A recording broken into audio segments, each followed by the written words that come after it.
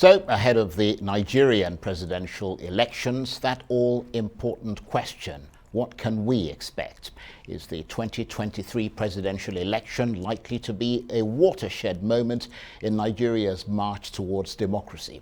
For a start, there certainly won't be any retired generals running for the top job this time, but perhaps more importantly, the space for Nigerians to participate in the democratic process will have been greatly expanded, with many more young people in the vanguard. So what does that tell us about the voting patterns we can expect in 2023? Is the turnout likely to be high, or are many voters planning to sit out the election because they don't see any of the main candidates offering them anything worth voting for? Are Nigerians likely to deliver a sweeping mandate to the winner? Just how spirited is the campaign likely to be? So many questions, so few answers. Which is why we're bringing in the experts to give her perspective on the news and related issues to the 2023 election. Idayat Hassan is the director of the Center for Democracy and Development, an Abuja-based policy, advocacy and research organization with a focus on deepening democracy in West Africa. And she joins me now in the studio. Thank you so much for coming in. Thank you very much, Charles, for having me. Well, you're very well known. I mean, across Nigeria, across the world. You follow Nigerian politics quite closely. What has your research shown so far about how things are unfolding in the run-up to the 2023 election and about the ballot itself? Any surprises? I think that no surprises. For quite a long time, Nigerians have yearned for a third force. They have yearned for something different from the APC and the PDP. And suddenly, we do have a sort of third force in the NNPP and the Labour Party, of course. And these two candidates of Peter Obi and Rabiu Kwankwaso have actually added spike to this whole election. So it's not just like the choice of the two big dominant parties, but we do have other alternatives. And for the first time, people are actually eager to cast their vote, not even caring if their candidate emerges at the end of the day, or they are even campaigning for their candidates. And this is quite interesting because in the two other candidates that you could actually say are coming up as the third force, the role of the young people have come to be very, very important here. Yes, Peter Obi has a very strong online following that you can actually liken to the last American elections in what we actually saw. But Rabiu Kwankwaso also has got some form of offline following of the young people, particularly in native Kano, which is like the vote bank of Nigeria. So this and other parts, of course, if you look at what he's done in terms of education, the numbers of people he's been able to lift out of poverty. Again, he has gotten people endeared to him in northern Nigeria. And Kano is important because even if 500,000 votes that any of this party loses in Kano, where expectedly they will have 3 million votes, will actually make so much a big difference. So it's not really about national level appeal only, but what is actually deepening, what is eating into this. And the same for Peter Obi, that we have all seen this whole thing about the obedient movement, the support for the obedient movement, even the sloganeering of young people saying, are you obedient or not? And it has had spike, it has added excitement, and it's actually sent analysts back to the table to start looking at the voting pattern from 1999, of course, to date, and say what will shift. Even in traditional states of in northern Nigeria, like let's say Gombe, for instance, President Muhammadu Buhari got to 72% there. Even if APC is winning, will they be winning by that margin of 72% in the elections? I think this has been interesting. And I think a final point also to make when you look at the candidates is that they are all known to each other one way or the other. In 2015, you find Rabiu Kwankwaso, Bola Ahmed Tinubu, and of course Atiku Abubakar helped the All Progressive Congress and its candidate Muhammadu Buhari to victory. In 2019 as well, Peter Obi, Rabiu Kwankwaso, and Atiku Abubakar, they were all together in the 2019 elections under the PDP flag, where they flew. And they've moved from one party to the other, with the exception of the APC presidential candidate, who have, of course, moved from his ACN to Action Congress to the ACN before the APC, which is kind of linear. So I think this is fantastic. They know what each other is actually capable of, beyond what they also bring to the table. Well, let me get you to, because your analysis is very valuable, because you guys actually use real sort of figures and statistically assess things and so on. Let's look at the candidates now, starting with the ruling APC. Do you think, and this is straight from your the report you just released, do you think their candidate Bola Tinubu will campaign as a break from or continuation of the Buhari administration, as I said, to use the words from your report? I think that we are all waiting to see how that will look like. And but would he be at an advantage I or don't disadvantage? think that for Nigerians it will actually be an it will be at an advantage to campaign based on this ruling APC. And I think there were two fundamental issues, particularly when you speak to people on the field. In these elections, two issues are important: the economy and security. So even for some of us, we prioritize security, but for all Nigerians, economy is important. They want food on their table, and they also want to be secure. And in this area, you find that the ruling APC is not seen to have actually done very well. When we have inflation finally at over 18%, a strict departure from the 17.7 it was earlier in this year itself. So just take inflationary trend. We talk in terms of food inflation and food security as well. You talk about almost every indices and parameters. ASU strike is the determinant, which we saw even determined how people voted during the Osun elections.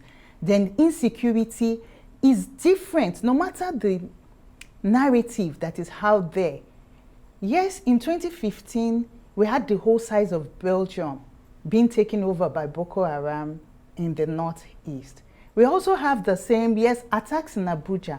But now you are talking of the sixth geopolitical zone, facing one form of insecurity or the other. And if you had read our report released earlier this year, we called it multiple nodes of insecurity, common causes. So across the sixth geopolitical zone, different conflict dynamics are taking place, and the causes are the same. Right. Like that. So I think these two issues are what there should actually be a departure. But when you also look at what they've been putting out in their campaign, without a departure, they've been talking about new ways of doing things, all the candidates. So when you look at what is on table when it comes to insecurity, there is an agreement between Atiku Abubakar and Tinubu, talking more in terms of decentralization of the policing force, which even Obi is beginning to talk about.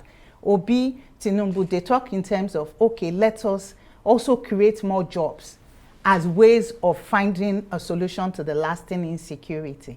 Then you go to Atiku Abubakar, who again talks about non-kinetic efforts and even voter is election year now, we talk about voter registration a lot, but bat registration as very important indicators as part, and ADR, alternative dispute resolution, as part of the non-kinetic effort in addressing insecurity.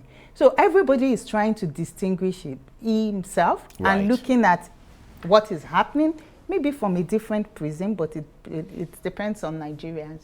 Well, let's talk about the main opposition, PDP, because you brought them up. And hopefully we'll be able to talk about the other two briefly as well. But simmering discontent over the choice of running mate and beyond, that sort of obviously something which, you know, something also, I don't know what the word to use, but something not quite salubrious inside the PDP that made even people like Peter Obi to resign from the party. I think that's a challenge. This fragmentation across the two parties are important, and there are real challenges, because this is the elections where you have to go back to the grassroots. You have to work for every single vote you are going to get. And even with the new introduction of technology, the new electoral act, it has made rigging very, very difficult. And even when you look at the parties and the fact that they do not even understand the provisions of the electoral act as much as they should, they will have to put their houses in order. But one of the positives they should also look at is that this electoral act gives them the opportunity to actually put their house in order before the February date. So I think that beyond the votes, beyond who has got the most numbers of governors, senators, party stalwarts, it will also depend on the ability to make deals. Right. In the coming months. Okay, let me come to the Labour Party and their candidate Peter Obi. As you said, he has a big following amongst the youth and the middle class. What sort of challenges do they face? I think the challenges are real. Currently, we have like up to 190,000 polling units. To deploy in an elections, you need to have at least one party agent in each of those polling units. Then you go from the polling unit, you get to 8,809 political wards, which are important because this is where you put your numbers together that comes from the polling units. Then you need 774 local government agents as well. This costs money. Do a calculation of 10,000 per agent. And these elections, we should not just even be talking about agent for agent states as volunteers. We should also be talking about well-trained agents who can be very, very active and who can be very vigilant to ensure that the poll at no point is actually stolen. That is just one fragment of the cost of election. And I doubt if the Labour Party will have the war chest to match the APC and the PDP. Then online is very important. Yes, it has a very huge online following. But what about the structures across the country? Yes, pictures are already emerging in places like maybe in some parts of northern Nigeria. But aside from the universities and people who are online, do people in the rural areas who are not in the capital like us Absolutely, that's an are important aware point. of his own candidacy? I think these are real challenges that we will have to surmount in the whole elections. It's of money, is of name recognition. And I think there is one important point that we should also point out, my work against him. The more we are trying to not look at issues, we are making religion to define these elections. At the end of the day, when you were asking, will it be a watershed? We might end up to have a outcome of the elections where you will find that it's very, very depictive of ethnic and religious leaning. And I don't think that this is what we actually need. Well, that would be a dangerous thing, wouldn't it? Exactly. Now there's, you mentioned Rabiu Kwankwaso of the NNPP. Can he win, or is he likely to be a spoiler? No, he's a spoiler, really. I think that maybe the time has not come for him to win, but he will be playing a real determining role in these elections. Not just because he has the Kano votes, which he may not, but in the interlands, in the rural area, people might just know Kwankwaso. In the municipal, people might decide not the other way around. In Jigawa, and it's a cult movement. We should not also say that the Kwankwaso movement is just in Kano and Jigawa. It cuts across. In Edo State, you see people with their red caps. In Lagos, you go to the Alaba market, you see people with red caps.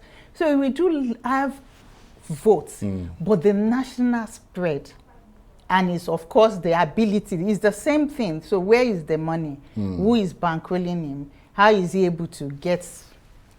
So I think all these are important. And by the time INEC is actually putting out the final list of candidates, we will also be able to see in how many constituencies all these two parties, this third force, have presented candidates. How many of them have actually been able to present candidates across the 36 states of the federation, because that will also determine.